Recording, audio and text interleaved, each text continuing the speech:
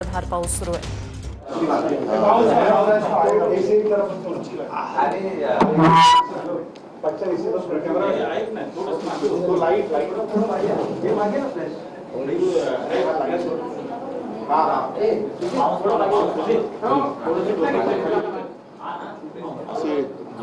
जसे ते कोणाकोणाचे फिल्डिंगचे असतात ना, मिडाऊन मिळते तसेही असेच असते.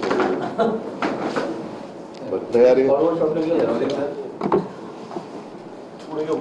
काय नाही, बस येतोय आवाज.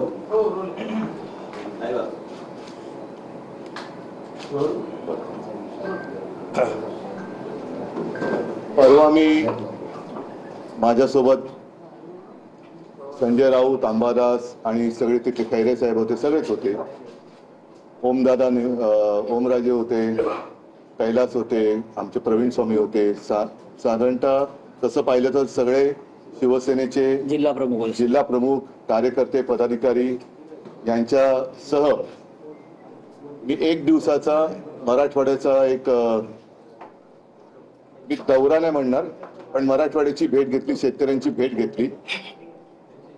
कारण तुम्हाला सर्वांना कल्पना आहे, आजपर्यंत काही आसमानी संकट आलेलं नाही अशातला भाग नाही, आपत्ती आलेली नाही अशातला भाग नाही. परंतु यावेळेची आपत्ती ही भयानक आणि भीषण आहे. जणू काही आभाळ फाटलं म्हणजे काय हे दाखवणारी परिस्थिती आहे. आणि मी तुमच्याशी आत्ता बोलतोय, याही वेळेला मराठवाड्यात काही भागामध्ये जोरात पाऊस सुरू आहे.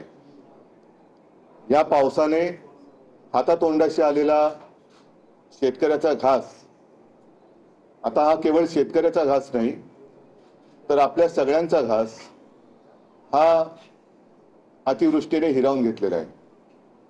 अनेकांच्या जमिनी खरडून गेलेल्या आहेत, पिकं तर उद्ध्वस्त झालीच, घरदारं वाहून गेलेली आहेत. जे मुलं बाळ आहेत त्यांची दप्तरं, वह्या, पुस्तकं, एका अर्थी तसं पाहिलं तर अख्खं आयुष्य त्यांचं वाहून गेलेलं आहे. आणि या संकटात भरीसभर म्हणून त्यांच्या डोक्यावरती कर्जाचं ओझं आहे.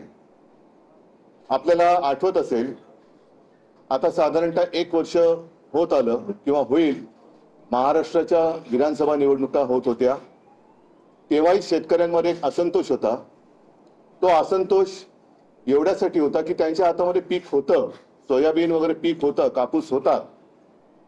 पण आत्ताच सरकार तेव्हा होतं आणि हमी भाव देत नव्हते, हमी भाव खूप कमी देत होतं, म्हणून शेतकऱ्यांमध्ये रोष होता.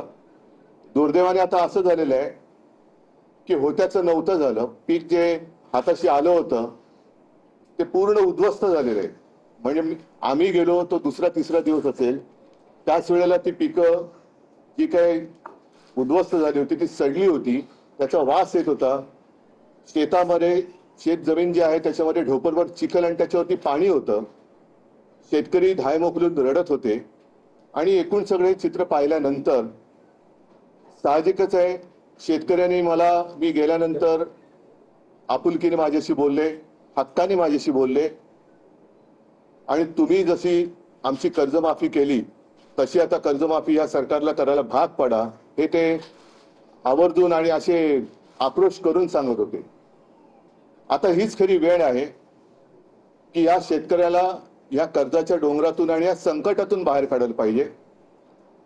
जी काही मदत जाहीर केली या सरकारने ती खूपच तुटपुंजी आहे. याचं कारण, एखाद्या वेळेला शेती उद्ध्वस्त झाली तर त्याला एक नुकसान भरपाई दिली तर तो एक सीझन तो कसा तरी शेतकरी तग धरू शकतो. मात्र यावेळेला शेत जमीनच खरडून गेलेली आहे. आजूबाजूनी वाहणाऱ्या नद्यांचं पाणी हे त्या शेतामध्ये घुसलं आणि अख्खं म्हणजे जमीन खरडून ज्याला गेली म्हणतात, तो शब्द तिथे गेल्यानंतर कळतं नेमकं काय आहे. वरचं पीक तर गेलं, जमिनीवरची ती माती गेली आणि अक्षरशः तिथले दगड आणि गोटे, मुरुम हे सगळं वर आलेले आहे. ही जमीन सावरायची झाली, परत जर का पीक घेण्यायोग्य करायची झाली तर किमान 3 ते 5 वर्ष लागतील असं शेतकऱ्यांनी मला सांगितलं. आता ही जर का वस्तुस्थिती आहे तर शेतकऱ्याला आता जी काही सरकारने मदत जाहीर केलेली आहे ही मदत जर का पाहिली तर जेमतेम हेक्टरी अंबादास किती होते, 7,000 8,000 7-8 हजार अशी काहीतरी होत असेल किंवा हे होत असेल. पण आता ती जमीन साफ करायला साधारणतः 6-7 हजार रुपये एकराला खर्च येणार आहे. नाही, 5 लाख खर्च होतो एका 5 लाख. एकराला. एका एकराला 5 लाख आता खर्च. साफसूफ करायला नाही, साफसूफ केलं परत तर जमीन लेवलला आणि मी साफसूफ करायला म्हणतोय. त्याच्यानंतर मग त्याची माती टाकायची आणि ती कसण्यायोग्य करायची. याला खूप मेहनत लागणार, पैसे लागणार आणि त्याच्यानंतर तो शेतकरी पुन्हा एकदा पीक काढायला लागेल.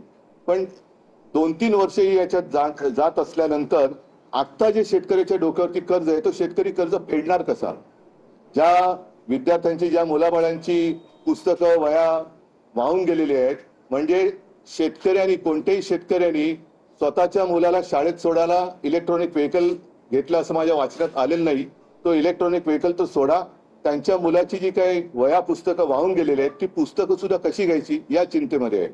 आणि मग रोज कुठे ना कुठेतरी आत्महत्यांच्या बातम्या येत आहेत. मी जेव्हा फिरत होतो तेव्हा एका घरात गेलो आणि ते खरंच तिथलं वातावरण बघून मन सुन्न झालं. ती बातमी आपणही वाचली असाल, आपल्याच माध्यमातून आम्ही सुद्धा ती बातमी पाहिली, वाचली. 31 वर्षाच्या एका पोराने आत्महत्या केली. 31 वर्षाचं पोर आणि त्याला जेमतेम 15-20 दिवसाचं बाळ. एक मोठी ती आपण ज्याला म्हणतो ना जॉईंट फॅमिली, तशी ती सगळी असं एक ते मोठं कुटुंब होतं. हा करता करविता पोरगा, डोक्यावरती हे सगळं कर्जाचं ओझं. त्यांना विचारलं मी कर्ज किती, तर 2 लाखाचं कर्ज.